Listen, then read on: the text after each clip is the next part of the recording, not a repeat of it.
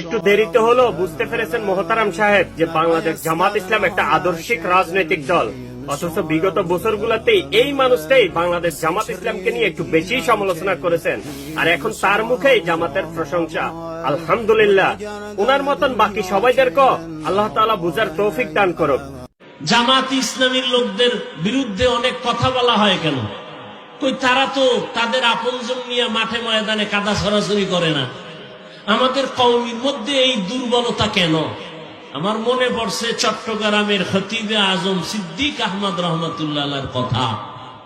আমার এক ওস্তাদ মুহতারাম বলছিলেন, খতিবে আজম রহমতুল্লাহ আলাইহি নাকি এক সময় বলছিলেন, আফসোস করে দেশের আলিয়া মাদ্রাসাগুলো পূর্ণ শিবিরে আর কওমি মাদ্রাসা পূর্ণ কিবিরে, অহংকারে।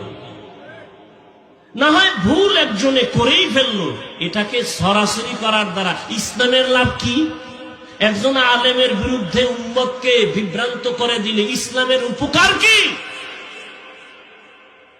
কেন এগুলো আমাদের মাঝে বুঝেও না, পাইসিয়ার দিয়ে দিছে। খুশি কি ওই রাতের ঘুম তার আরামে হবে একজনকে বেইজ্জতি করতে পারলো। আল্লাহ হেদায়েত দান করুন, আল্লাহ হেদায়েত দান করুন।